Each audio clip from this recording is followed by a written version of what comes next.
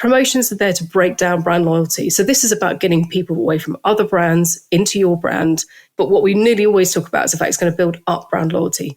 That is going to be an effect that you would get if you get your promotion mix right. But reality is it's going to break down brand loyalty because you're going to pull people away from other purchases they were intending to make. So that can be quite challenging. And I think when we're not using it in the right way, you can end up actually having a reverse effect. You have an amazing sales spike and then it all kind of disappears. My name's Mike Lander and you're listening to Higgle, the B2B Sales Club podcast, where we bring you actionable insights about sales RFPs, negotiations and difficult procurement discussions from sales leaders, brand leaders and procurement leaders. Please subscribe to get updates when new episodes are released.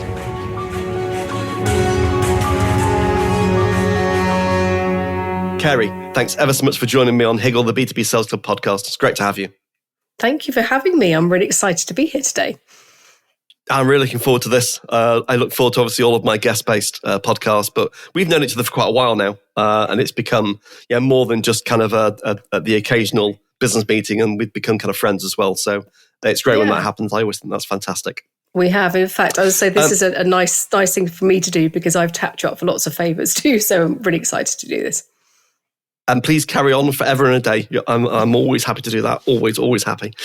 So before further ado, or else the guests are going to think, what on earth are they talking about? Describe who you are, what you do, and something unusual about yourself. Okay, so as I said, very kindly introduced me. So Carey Trevill. I have a consultancy called Mission Element, and I look after lots and lots of different businesses doing generally marketing roles, particular focus on promotions because that's my background. And I work with companies either at a board level, advisory level, doing all sorts of exciting roles. So often in a contract side. So most recently where Mike, you and I have interacted, I was chief exec of the BPMA, one of the industry bodies, and took that role on over the pandemic. But most recently, I've been working with some other industry bodies on projects around print. I'm working with a new client to look at their marketing function. But I also work with people like the ASA on advising on promotional panels. And I've also been doing some lecturing at Kingston Business School as well this term. So that's been really exciting. So it's quite a big and varied role, but basically a hired gun to come out and help with all sorts of problems and challenges. So in the marketing domain, absolutely. Yes. And broader business actually as well. Yes, as I well know. Something unusual about yourself. So I think probably the most recent one is I was lucky enough to be in the audience at Graham Norton show a couple of weeks ago. And I've been applying for tickets. And when you apply for tickets, those things, you put a story in for the red chair. And the production team really liked my story, along with quite a few others. And so they recorded my story. I didn't think it was going to be used, but very late on the Friday night when it was broadcast, there was my phone going off saying, "What on earth? I've just seen you being flipped in the red chair." So Kate Winslet, so that was a fantastic experience. But all I'd say is anyone who goes to look for it, it's the episode with Dwayne "The Rock" Johnson and Jennifer Lopez and Kate Winslet. And Kate Winslet said I was brave. So I will take that all day long. But the story is true. You've got to go and find it on iPlayer. But yeah, that was a really good experience. And there are two very large men who flip you back up on that chair. So it's really good. It was great fun. I'll have to go and find it. Listeners, definitely go and look out for that episode. That sounds like great fun. So 3 questions we said we'd kind of cover broadly. So first of all, can you describe how promotions work and the characteristics of an effective promotion? So as I said, in my bit of intro, promotions is my story. I'm a sales promotion girl by nature. That's kind of where I grew up. And I think promotions are such a brilliant mechanic. They're so widely used. They're celebrated. We love participating in them. And they can deliver amazing uplifts, but they're often misunderstood and quite misused. So I spend a lot of my time talking about the things when they've gone wrong, but also about when they can go right. So I thought I might do a few stats as well. I love a few stats. So I tapped into a friend of mine who works with a big global research agency, IMI, and they conduct global behavioural studies in all the different markets, and they focus on the UK as one of them. Because I think when we think about how we behave, we're kind of feeding into those kind of rational wants and needs, but we love a good discount, okay? And we're prepared to do an awful lot to snag a great deal. So my top stats here were 74% or 41 million Brits are encouraged by promotions. they want to go and consider those products. A lot of people, we like a promotion in this country. So 78%, or that's equivalent to about 44 million Brits, have participated in promotion, and that's equal amongst all demographics. So it's quite a universal thing that we appeal to.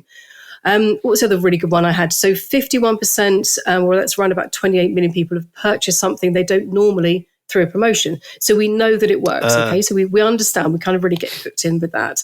And we like saying that, increasing frequency. So about 42% of us will purchase multiple items, we'll go back and buy again. So the role of a promotion is to help us go and buy and keep on buying. That's what we really want to do.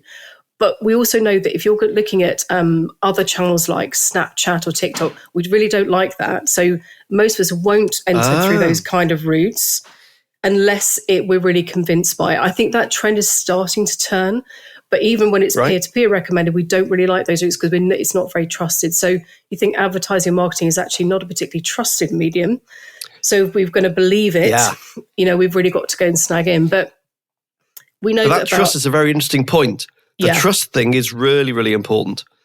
Very, very apparently important. Also, I haven't got the stats, but on podcasts, apparently, if the podcast host is kind of well-known and well-trusted, and they do a readout ad, the response rate is twice as high as a recorded ad that's played on the podcast, which I was surprised about. I'm like, wow, because it's trust. You trust the host. It's peer-to-peer. So this is why we love TikTok. So we think, if I think about some of the students I'm working with at the moment, when we talk about searching, their Google is TikTok. They're not looking for things. So they're looking for trusted because they're not necessarily going to take it straight from a brand. But we know that about 2/3 of Brits, for example, I'm focusing on Britain because we're in England and that's what we're talking about. Yeah. But we know that they're not really motivated by some of the current promotion they see. And we also get really turned off if you ask us to do a lot. We've got no attention span whatsoever. Right. So if you ask me to go and do something that's more than a few clicks away, or you want me to go and do something, it's got to be really compelling to get that engagement. So if you say, in the old days, you might have asked someone to mail in a receipt, you do that now, it's a big hint. It's just not going to happen. Not going to happen. So I'd say that, that online behavior has increased, promotions are maybe around about 13% since about 2020, but then we are more online than we ever have been, but we're also more distracted. So we are consuming more media in a single point. I'd imagine people listening to this podcast might be doing 2 or 3 different things while they're listening to this. So we know that trying to get through that cluster, it's really, really tough. So because I've been doing some lecturing this term, I thought we might have a little look at classic marketing theory about why promotions work. Brilliant. Okay. So always up for a good framework. Always up for a good framework. And it's been interesting thinking about the theory and the real life, definitely. So a promotion, the job that it does is to generate uplift in sales. That's what it's there to do. It is tactical. It's going to bring in those new users. It's going to wake up those lapsed users. And of course, extra reward if you're already loyal to the brand or service. And this is true for B2B or B2C. So, so they've experienced the product, then the theory is the sales spike, behavior is permanently changed, emphasis on that word permanently, and purchase patterns are maintained at a consistently high level than before promotion. Okay, so job done. Magically, things have happened. The lovely sales spike has gone up and everyone is happy, and sales are particularly happy because everything's coming through. However, in reality, what we know is that the promotion caused a huge uplift. You're possibly overstocked on the shelves if you talk about retail or whatever you might be doing. Your customer trades up for one purchase, they skip off, never to buy again, or certainly not the trajectory that you've promised the sales team is actually going to happen, which means that potentially you might well not maintain those sales after that promotion, going to dip down below. So it can be quite destructive in that perspective. So when I think about how a promotion works beautifully, and listen, we give awards to stuff all the time, used to a work agency side myself, and, also having run that trade body for a period of time, we love awarding success and an amazing activity.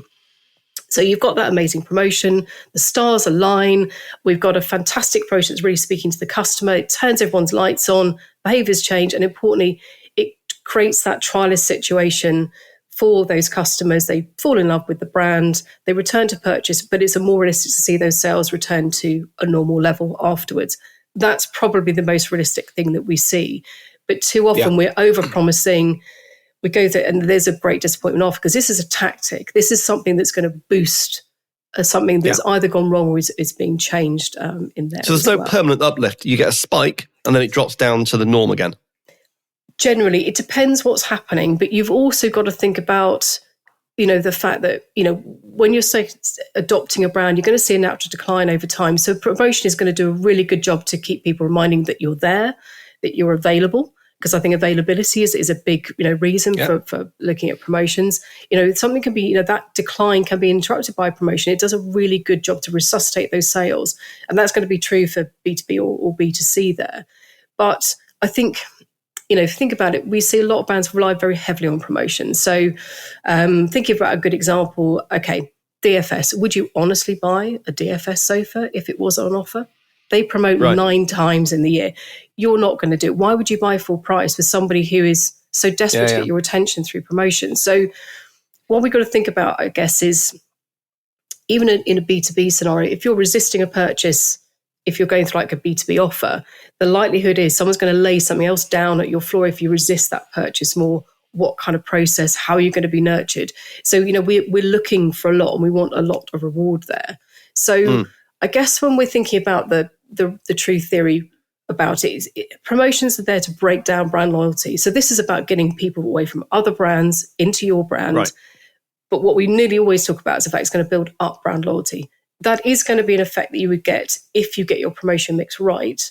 But reality is it's going to break down brand loyalty because you're going to pull people away from other purchases they were intending to make. So that can be quite challenging. And I think when we're not using it in the right way, you can end up actually having a reverse effect. You have an amazing sales spike and then it all kind of disappears. So that's not. There's also a problem with, really interesting, I hadn't thought about it, but pricing. If you over promote, if you do 5 promotions in the year, I'd imagine people's perception is, well, that product's just overpriced. So I'm only going to buy it on offer. Yeah. So you have the opposite impact that you're trying to have. Yeah. And why often, I guess, premium brands often don't promote. Yeah. So you think Apple doesn't discount. No, right? They don't discount because they go for the, why would it's not about what you buy, it's about why you're buying it. Why do I need to? Why do I need to do that? I mean, obviously you can buy a discount Apple product, but it's not going to be the latest one out of the line because they've created that desirability around the brand. So we've got to think about promotions being a tactic. And they said they have a job to do and it's an important one. But if I think about, advertising's blunt man, Dave Trott, we spend billions on advertising. We spend a lot of money. So I always think about a classic stat, and I've used this in my lectures recently, that 4% of advertising marketing is remembered positively, 7% is remembered negatively. So, we can all name, can't we, probably the top of our heads very quickly, all the stuff that irritates us immensely about all the campaigns that we see out there. But about 89% is just not noticed or not remembered. So that's an awful lot of money that we might be wasting if we don't really get this right. So when you're going to use that tactical activity, is it the right thing to do? And what else is going on in the business that's driving that decision in there? So I always think that from a promotion side, we want to be impressed, we want to be enticed, and we want to be entertained. So the reason we're going to participate is going to be something that's going to say, actually, this really appeals to me and you've understood me, or there's an aspiration there that I really want to go and take part. Because when we don't get it right, British people, we love to complain. We really love to complain about things so much, and when they don't meet expectations. So right down to things like, you don't expect to read the terms and conditions. You should be able to understand that headline in seconds and not really have to read the small print. And I think that's become more and more, is because, again, attention spans are very short. But if it's not clear to the person who's reading it what it is you want them, what the offer is, what you want them to do, importantly, and how easy it is for them to participate, the likelihood is you're going to lose their attention. And that's seconds and it's gone. So all of that amazing effort you might put into planning, you don't want it to go to waste. Exactly. But so I think, with the other hat that I have on, I'm part of the ASA's Promotional and Direct Response panel after having sat on the CAP committee for a long time. Love doing that work. And obviously we look at all those cases that come to the panel. This is where people have made a complaint. And bear in mind, folks, it just takes one complaint to kick off an investigation. It's not thousands, it's just one. And we look at the basis of complaints. We understand and review the brand response, the consumer response, what do we need to do, but also those cases that set precedent. So basically what's happened in that particular case that's going to either affect the way the cap code is operated. It might influence guidance to go out if you suddenly start seeing a lot of different campaigns with the same problem, because we're very lucky in this country. We have the cap code. We're self-regulated. We know we ought to respect that, but we've always got to make sure that it's right. And obviously right now we're seeing lots of social media, again, B2B and B2C as well. But we need to make sure that we've got it right. Otherwise, we just waste people's time and money, and then you just don't get the effect that you're looking for. So if we follow on to the kind of the next stage then, if you're saying, so we've talked a lot about promotions and about how we as consumers behave around promotions, then, and the importance of getting it right. Well, how do you write a great brief for a promotion then? Absolutely. So I think it's a really good question, because I'd always be starting with why. We want to make sure that what we're going to be doing is effective, it's simple to participate, and ultimately share. But I guess what we're looking at is, why is that promotion needed? Why are you doing it in the first place? Okay, so is it part of a wider strategy? Is it about test and trial? What are you trying to do for people? And I think so I'll give a good example. I often see promotions which are about boosting database numbers. For some reason, there's an obsession about data with marketers, and we understand why. We understand audience segmentation, and we want to go and collect that information. But when you say to people, okay, you're going to collect this data, and bear in mind, obviously, the rules around only collecting essential data, you get a lot of blank faces to say, what are you going to do with it then? And they go, well, I just want to collect it. And it's an obsession of hoarding data through promotion for no reason whatsoever. So you're saying, okay, well, can that be done through another medium? Is a promotion the best way to do that? What is it you're trying to do? I mean, obviously, there are really good reasons why you might be running a promotion, like you're sponsoring something, or there is something hard hitting is really needed to go and boost the slump. You need to make, maybe competitors come into the market. But you also need to think about the fact that you might be boosting someone else's market share just by doing some piece of activity as well. So you've really got to question why you're doing it. So when we think about that effective brief, we've got to understand why you're doing it, what outcomes are expected, and what is the forecast around it. And is that tactic actually going to meet those expectations? So my next bit probably would be, what is it? What is the price promotion? Is it about price, something else? If it's classic sales promotion, let's make sure the promotion is genuinely speaking to the audience and it's not so beyond the, and I've seen some amazing stuff that you just go, that's a brilliant idea. And you see something, you go, I don't really understand why A and B is not quite connecting here, because it's probably not relevant. Yes. So link it to an insight, make it, you've got to have the evidence to show whether it might or it will work. Because I guess when we talk about advertising theory, we often talk about the fact that, we talk about things that may work, because you can never guarantee it's definitely going to work, because other things might come into it. Think about the amount of campaigns during the pandemic that disappeared, that were planned, that suddenly weren't relevant, because you just don't know what's going to happen around it. So we will need to make sure that we're thinking clearly about the customer, and thinking, actually, this is something that somebody would really want to do, particularly when it's complicated. So the next part I probably would think about with that effective brief is, what mechanic are you using? How complex is it?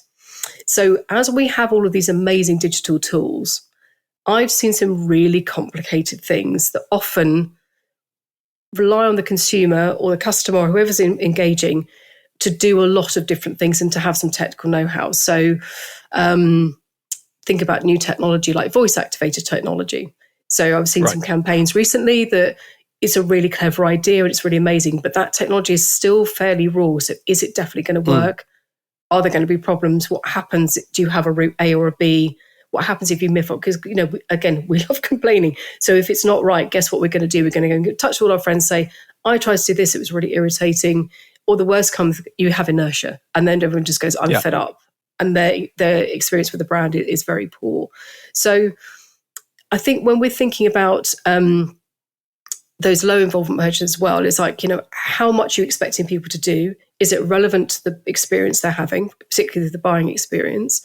And of course, if it is really compelling, they may not buy and engage. But again, that's where you get that high sales spike where someone's just going, oh, that looks really fun. And they just don't come back to buy again. They've just bought into it. And if there's a price promotion on top, you could layer on a number of different things. The other bit, I guess, is where are they going to find out about it?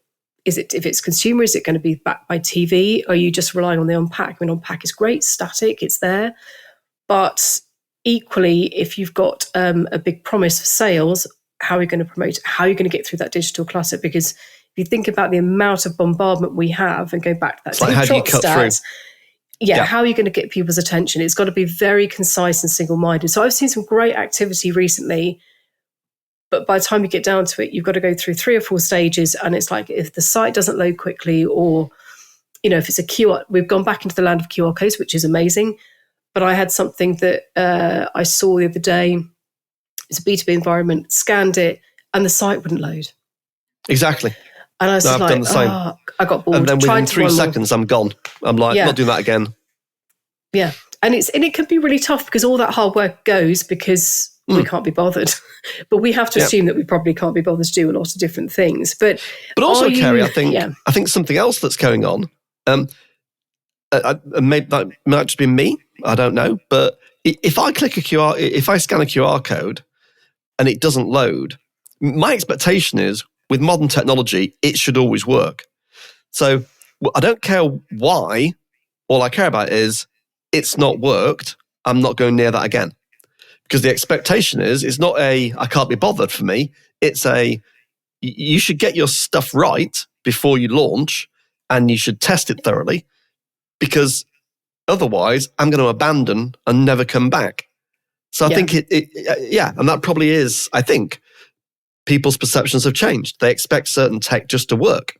Yeah. And they also expect to be quite personalized as well. So if you just get those kind of blanket things back, especially if you've engaged with a brand before.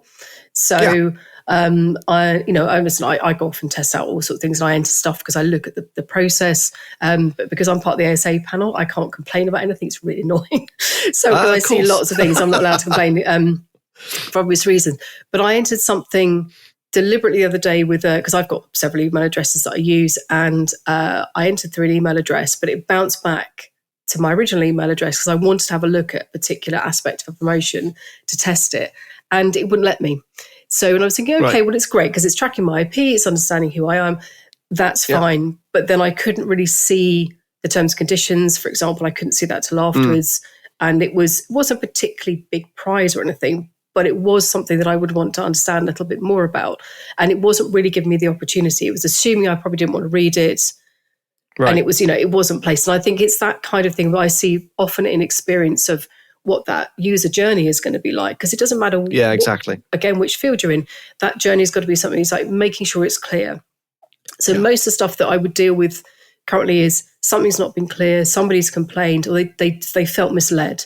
And obviously part of our cap code in this country is, we shouldn't be misleading consumers. That isn't our job. Our job is to inform and engage. And if we're not doing that job from outset really well, it's really quite tricky. So I think when you're looking at the rationale for using a technique like that, it's like, realistically, what does good look like here? Why are you using it? Yes, you'll like to change behavior in that moment, but can you really claim you're going to change behavior in the long term with something short term and tactical here? So, I think they can work still, and they can deliver such a big bang. We've just got to make sure that we're very clear on how effective something is going to be, about why you're going to use it. But I'm always going to be asked the question about why. And I was reviewing something with an agency the other day, and they presented this incredibly complicated thing. And I was like, okay, why are you doing it? And they was like, don't know. So, because we always have, because we're so hell bent on the creative side, and what do we do? So, fun one. So the next question. So let's close this. I'm also conscious of your time at 23 minutes. So, how can agencies challenge client briefs around promotions, and what advantages does that give them? I think this is a really interesting kind of topic to close out on. Yeah, and this is something you and I have talked about before, is like why people don't ask questions. Exactly. I think probably in the line, bear in mind that I come from a marketing agency background, run my own agency and, run other people's as well. Getting a hold of that brief is a bit like the holy grail. You've got that brief, and it can be very tough when you're handed the brief that you've been desperate to get. You might have taken you months to eke it out of the client. You're pulling out of their cold hands. And you say, actually, okay, you've got a really prescriptive client, particularly give you a very detailed brief. They know exactly what they want. But honestly, no one ever minds a question. we don't mind questions. In fact, we'd invite those questions. We think it's weird when you don't ask questions. Okay. So I think when you're accepting a brief really blind and getting on with it with no questions at all is very telling about possibly you as an agency. So we've got to think. I mean, I had because Carey, just on that point, just it's a bit of a hobby horse, so I'll ride it around. The idea, let's say it's quite a big promotion, and let's say it's gone out to 5 agencies, and let's say the promotional spend might be £500,000, and the fees might be worth, I don't know, 50 grand to 100 grand or something, whatever it is. So it's quite material, yeah? The idea that, let's say procurement's written the brief, and let's say they've sent it out to 5 agencies, say. Yeah. The idea that I've captured all of the stakeholders' thinking, their real desires, their real challenges, their real priorities, the full scope, the mechanics. The idea that I've captured all that accurately is madness. It's never happened. It can't happen because I'm not sat inside your head if you were the client. So an agency that doesn't challenge the brief and ask questions is going to spend 10 to 30 hours writing some stuff based on something that's written down that may not reflect reality. It's nuts. It's nuts. And I think, I've been working You've got to ask questions. I've worked on something in one of the other businesses that I'm involved in and co-own actually as well, about when we're looking at auditing and you look at the role that procurement play, which is a really important one. But they also recognise often they don't have buying power and they don't have decision-making power. So they are collecting. Yes. And I'd say, it's, I think if there's a brief coming straight from procurement, I'd expect there'd be some secondary stage. And it's like, and if you're not asking that question, if you're taking it verbatim, that would probably be a bit strange, and probably your planning team might need a slap on the wrist. But exactly. I think you've got to go and understand about what's happening in the rest of the business. When I have so many conversations with people, they say, well, I can't ask a question. And you say, well, why not? Why? That's it. Is it the police? So I think, again, sometimes if a brief has taken so long to come through, asking might feel like you disrupt the status quo. But I also think, when we don't ask questions, we're not showing our curiosity or the skills to get to the heart of the communication challenge we're being set. Exactly. So there's a bit of the job we're here to do is to go and interrogate and to go, they're employing you because you're brilliant at what you do and you're better at what you do than your client is. Okay, that's why they've employed you. So go off and demonstrate. But I say that I think when you look at that, the outcomes that I'm seeing, often it's a point of no return. So either the idea is already sold in. For example, I often see it where you haven't challenged the brief, the deal is done or it's too late, or, actually they can't do what they promised they can do. The amount of times I've had that conversation, particularly in the last few years, in more of an advisory capacity, they say, well, we've already promised. And so we're going to have to go back and unpromise because you can't do that. It's against cap code, or you can't engage that audience. It's the wrong age, particularly if alcohol's concerned or something. So you've really got to think about what you're doing, or the implementation process. There's some big yawning gap. So I think not asking questions is really, really detrimental. I mean, I think if I look at the most recent scenario, working on a live client brief that I've been working with my MBA students at Kingston. Now, their students, I expect them not to ask questions, but they had the opportunity. They didn't ask questions. They all just sat there, read this very comprehensive, very, again, quite prescriptive brief, great brief. Yep. But they didn't ask questions until they were deep in the ideation process, because by then they were so deep in it, they couldn't come back. And I've had to, there's one particular group they're presenting back to me actually tomorrow. Wish them all the best of luck. I'm going to be the mean client on the other side. But actually it's a bit like, okay, so bringing it back to what the brief is saying, does it represent the sales? Does it answer the question? So I think if your relationship is good enough, you should be developing that brief with your client. Listen, I'm guilty of it as well, because sometimes when you've got that brief, it turns into a yes game and suddenly you're in too deep because you haven't challenged. But if you can, develop that brief with your client. So if it's coming from procurement, get together with your client, say, right, okay, let's develop this brief together. Rather, because actually clients, this isn't what they do every day. So actually it's probably almost better for you to develop that brief. It's going to be better use of everyone's time. You're definitely going to cut it down. And then you can address the immediate and the wider outcomes from that budget. I'd also be very wary of taking a brief in isolation for a promotion, for example, without understanding the wider context of the business, what's happening with the brand, what's happening with sales, because we need to understand why that, again, it goes back to what we were saying about before, why you're using that tactic. So if you don't understand the wider context, you might be able to say, actually, understanding that bit of information, you might take it off in a slightly different direction. But yeah, kick off meetings, explore the brief properly, give yourselves a chance, dig deeper into those wider issues. And I think if you then have done that, then at least you've done your job. If it hasn't changed and it's the perfect brief, yippee-dee. That's fantastic. It doesn't happen often because there'll nearly always be something that you can properly enhance and uplift. What you really want to do is have a better outcome than the brief that you've been set. How can you make this better and more effective?